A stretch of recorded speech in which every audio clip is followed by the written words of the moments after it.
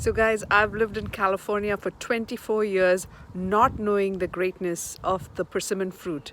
So today I'm going to tell you everything I know so you can make the most of it. One of the prettiest sights in California in the fall is seeing these persimmon trees all along the way. I can't believe I went for so many years not acknowledging, not appreciating the beauty of the persimmon tree and also not knowing how to use them in recipes. So this is a hachia persimmon, and you can see it's elongated in shape, almost like an acorn shape. So there are basically two kinds, hachia and fuyu, persimmon fruit that you can find in California. And that one in the distance there is a fuyu tree. And what you saw earlier was a hachia. So I couldn't get a better shot because I was in a fenced in area looking in. So, but you can see this tree in front here is a hachia tree, and this is also a hachia tree, but it's in the fall. So you can see the leaves have kind of, turned yellow, and eventually they're all going to fall out. So when that happens in winter, it starts to look like Christmas ornaments, which is beautiful, contrasting against the dark bark of the tree and the dark branches. So this again is, this looks more like a fuyu, and this definitely is a fuyu plant. And you can see that the leaves have almost all gone. So this is looking like the tournament I was talking about. And by the time Christmas rolls around, it's going to look absolutely gorgeous.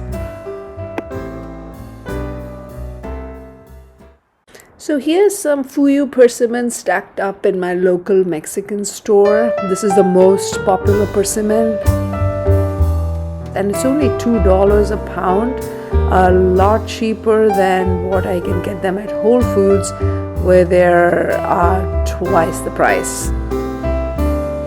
Here we are at Whole Foods, and actually it's more than double the price, but the color is just gorgeous on this one. I think this is ready to eat. So here's my purchase, and this fuyu persimmon on the right looks ready. You can go by the color, and it should be a little soft, a little give, but not as important here as it's for the hachia. So here's a trick. If you find the persimmons are not ready or sweet enough, just throw them into a paper bag and put in a magic ingredient, and which is none other than a banana, a ripe banana, or a couple of them, and it will just speed up the ripening process. Okay, here we have a hachia persimmon, and you can see it has a little bit of give, but what I found was that even this was not ready enough. It was slightly astringent still, even though it looks perfectly ripe.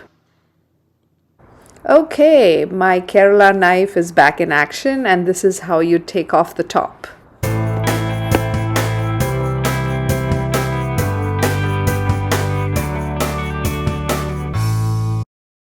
Now let's jump into some recipes. So you could make a simple sorbet by putting this fruit into a cup and cling wrap it and put it in the freezer for a few hours, and then once it comes out, just dig into it with a spoon and eat it up like a sorbet.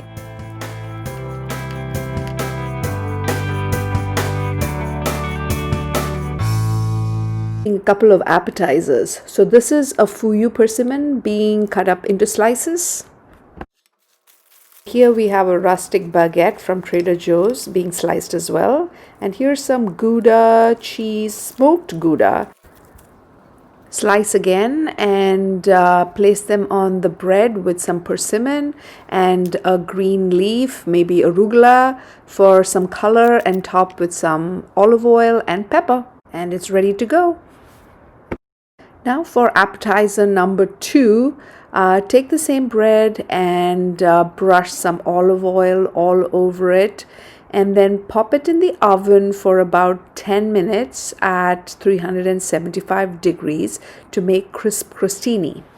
And here is a brie that's going to go on the crostini. This is a Saint Andre soft cheese that I got again from Trader Joe's, and it's I think triple cream soft cheese, and it's so delicious. Oh my god, look at that gooey cheesiness. Anyway, so slice these up, and they are ready to go on the crostini, which is also ready by now. Now let's do some layering. So first the sliced cheese, and then we put a little bit of brown sugar in it. This sounds odd, but it really came together. So a little bit of sugar, and then we place, they asked to place some persimmon slices, thin slices, but I was like, let's get some more fiber in. So I kind of doubled up on the persimmon. I made them a little thick for one, and then I doubled up just to get more fruit in every serving. And then into the oven for about 1 to 2 minutes on broil function, just so the cheese is just about bubbling. And voila, here we are. It's all melted, the cheese, and this looks wonderful. And now you just top it with a little bit of pepper, and you're ready to go. Which one of the two appetizers do you think is tastier? Okay, I'll be back after checking with the other food panelists in the house. Okay, guys, we have a winner. It's the warm brie crostini. Now, this was really nice as well, but I think it would do better as a sandwich on white bread. A closed veg sandwich. Can you tell us what you're doing here? Yes, I can. Okay. You gotta speak louder so we can capture your voice. You know what? I'll do a demo for you. I'm Okay. assembling mailers for people in this club that I'm a part of on campus. Okay. And basically, this is the bubble wrap mailer. Okay. This is the end of the semester gift. You get a sticker. I love racial justice, ACLU Northern California, because it's the ACLU club. Awesome. And you get a Black Lives Matter wristband. Can I see that again? Yes, you can. In Black Lives Matter. Fantastic. So sort of the same theme as the racial justice sticker. Okay. And then an ACLU, well actually an American flag pin, which is very ACLU because after all, we protect the freedoms of the Constitution. Okay. Nice work, Meher. Thank you. Meanwhile, kind sir, do tell us what you're up to. Well, Yes. absolutely nothing. Absolutely nothing? Okay. Next morning, I cut up some hachia persimmon because hachia is supposed to be great for baking. I wasn't going to bake anything, but I decided to make some pancakes. So it's supposed to be great for things like cakes, pancakes, and desserts basically. So this was going to be a bit of a long recipe, so I thought I'll just make another video out of it, but I just wanted to let you know another use of persimmon.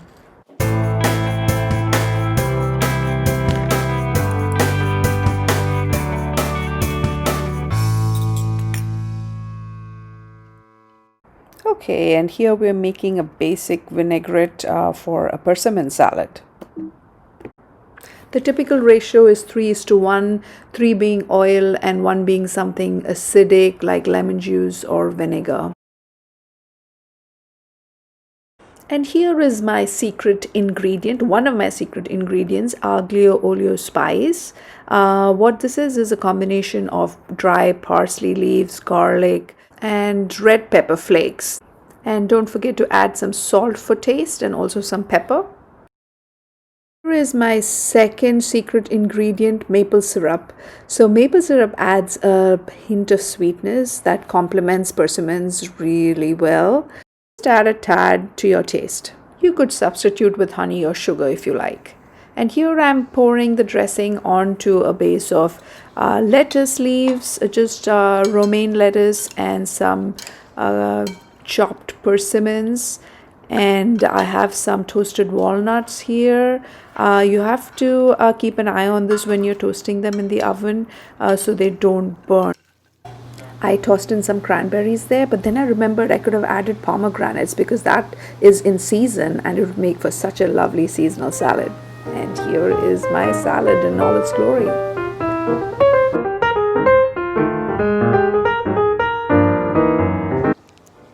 Guys, thank you so much for watching. If you found that useful or you liked what you watched, then please do like and subscribe and join me in this journey to discover California. Let's have a good time.